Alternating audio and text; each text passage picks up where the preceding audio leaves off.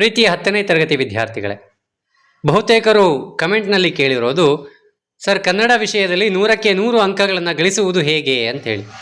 ಇದಕ್ಕೆ ಉತ್ತರ ಎನ್ನುವ ಹಾಗೆ ರಾಜ್ಯ ಮಟ್ಟದ SLC ಪೂರ್ವಸಿದ್ಧತಾ ಪರೀಕ್ಷೆ 3ರಲ್ಲಿ 100ಕ್ಕೆ 100 ಅಂಕ ಗಳಿಸಿದಂತಹ ನನ್ನ ಓರ್ವ ವಿದ್ಯಾರ್ಥಿ ಕೃತಿಕ್ NK ಇವನ ಮಾದರಿ ಉತ್ತರ ಪತ್ರಿಕೆಯನ್ನು ನಿಮ್ಮೊಂದಿಗೆ ಹಂಚಿಕೊಳ್ತಾ ಇದ್ದೇನೆ. ಗಮನಿಸಿ, ಅಲ್ಲಿ ಒಂದು ಮೈನ್ ನಂಬರ್ ಇದೆ, ಅದರ ನಂತರದಲ್ಲಿ ಒಂದು ಪ್ರಶ್ನೆ ಸಂಖ್ಯೆ C9 ಬರೆದಿರುವುದನ್ನು ಗಮನಿಸ್ಕೊಳ್ತಾ ಹೋಗಿ. ಇಲ್ಲಿ ಆಯ್ಕೆ ಸಹಿತವಾಗಿ ನೀವು ಉತ್ತರವನ್ನು ಬರಿಬೇಕು. ಆನಂತರ ಸೆಕೆಂಡ್ ಮೈನ್ 7 ಹಾವುಗೆ ಪಾದುಕೆ ಇದರ ತದ್ಭವ, ತಾನು ಆತ್ಮಾರ್ಥಕ ಸರ್ವನಾಮ, ಅನಂತರ 9 10 ಕೇವಲ ಹೀಗೆ ಉತ್ತರವನ್ನು ಬರೆದರೆ ಸಾಕು. ಇನ್ನು ಥರ್ಡ್ ಮೈನ್ ಒಂದು ವಾಕ್ಯದಲ್ಲಿ ಉತ್ತರಿಸಿ. 11ನೇ ಪ್ರಶ್ನೆ, ಇಲ್ಲಿ ಗಮನಿಸಿ, ಎಲ್ಲಿಯೂ ಸಹ ಒಂದೇ ಒಂದು ತಪ್ಪ ಆಗಿರುವುದಿಲ್ಲ. ಯಾವುದೇ ಒತ್ತು ಇಳಿ ದೀರ್ಘ ಇವ್ಯಾವುದೂ ತಪ್ಪಿಲ್ಲದೆ ಬರೆದಾಗ ಪೂರ್ಣ ಅಂಕಗಳು ಲಭಿಸುತ್ತೆ. ಪುಟ್ಟಪೋರಿ ಅಮ್ಮನ ತೂತು ಬಿದ್ದ ಸೀರೆಯಲ್ಲಿ ಬಾಲರವಿ ಸೊರಗಿದ್ದಾನೆ. ಗಮನಿಸಿ, ಕನ್ನಡ ಭಾಷೆ ಅಭಿವೃದ್ಧಿ ಹೊಂದಬೇಕಾದರೆ ಏನು ಮಾಡಬೇಕು? ಉತ್ತರ ಎಷ್ಟು ಸ್ಪಷ್ಟವಾಗಿದೆ. ಕನ್ನಡ ಭಾಷೆ ಅಭಿವೃದ್ಧಿ ಹೊಂದಬೇಕಾದರೆ ಕನ್ನಡ ಪದಗಳ ಬಳಕೆ ಹೆಚ್ಚಾಗಬೇಕೆಂದು ಅನೇಕ ಕವಿಗಳು ಸಾರಿದ್ದಾರೆ. ಅಂಥವರ ವಾಣಿಯಿಂದ ಕನ್ನಡದ ವೀಣೆ ಮೃದು ಮಧುರವಾಗಿ ಮಿಡಿಯಿತು.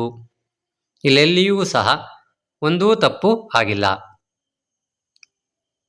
ವಿಶ್ವೇಶ್ವರಯ್ಯ ಅವರ ಶಿಕ್ಷಣದ ಬಗ್ಗೆ, ಪೊಯೆಟ್ಸ್ ಕಾರ್ನರ್ನಲ್ಲಿರತಕ್ಕಂತಹ ಕವಿಗಳ ಸಮಾಧಿಯ ಬಗ್ಗೆ, 21ನೇ ಪ್ರಶ್ನೆ, ಅಗ್ನಿಭೂತಿ ವಾಯುಭೂತಿಯರನ್ನು ಮೂರ್ಖರೆಂದು ತೀರ್ಮಾನಿಸಿದ್ದೇಕೆ?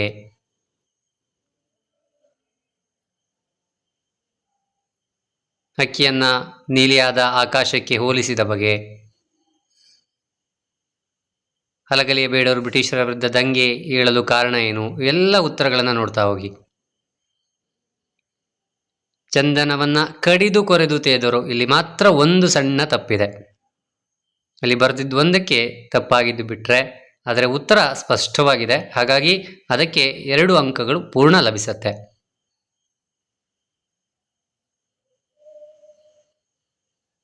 ಇಲ್ಲಿ ಕವಿ ಪರಿಚಯ ಸಹ ಗಮನಿಸಿ.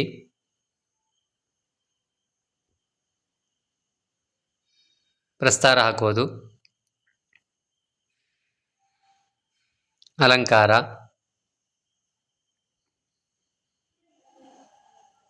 ಗಾದೆ.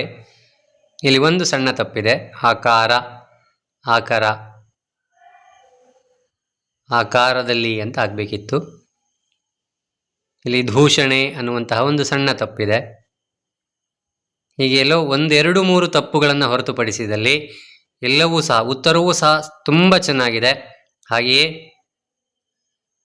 ತಪ್ಪು ಸಹ ಬಹಳ ಕಡಿಮೆ ಇದೆ. ಹೀಗಿದ್ದಾಗ ನೀವು ಉತ್ತರವನ್ನು ಈ ರೀತಿಯಾಗಿ ಬರೆದಲ್ಲಿ ಪೂರ್ಣ ನಿಮಗೆ 100ಕ್ಕೆ 100 ಅಂಕಗಳನ್ನು ಗಳಿಸಲಿಕ್ಕೆ ಸಾಧ್ಯವಾಗತ್ತೆ.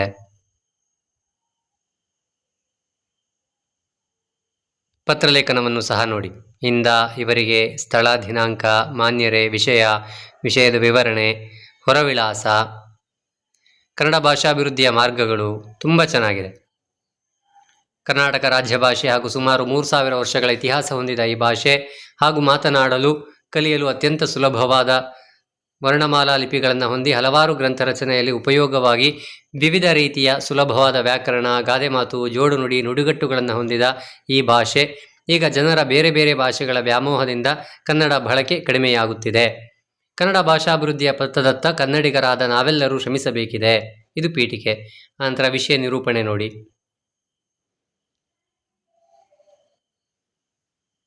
ಭಾಷಾಭಿವೃದ್ಧಿಯ ಮಾರ್ಗಗಳನ್ನು ಪಾಯಿಂಟ್ ವೈಸ್ ಬರೆದಿದ್ದಾರೆ. ಕೊನೆಗೆ ಉಪಸಂಹಾರವೂ ಇದೆ. ಹೀಗೆ ಬರೆದಲ್ಲಿ 5ಕ್ಕೆ 5 ಅಂಕಗಳನ್ನು ನೀಡಬೇಕಾಗತ್ತೆ.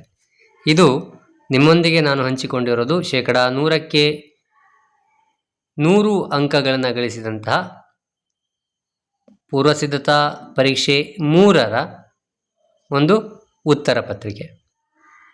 ನೀವು ನಾಳೆ ನಡೆಯುವ ಪರೀಕ್ಷೆಯಲ್ಲಿ ಇದೇ ರೀತಿಯಾಗಿ ಉತ್ತರವನ್ನು ಬರೆದಲ್ಲಿ ಖಂಡಿತವಾಗಿಯೂ ನಿಮಗೆ 100ಕ್ಕೆ 100 ಅಂಕಗಳು ಲಭಿಸುತ್ತೆ. ಶುಭವಾಗಲಿ. ಧನ್ಯವಾದಗಳು.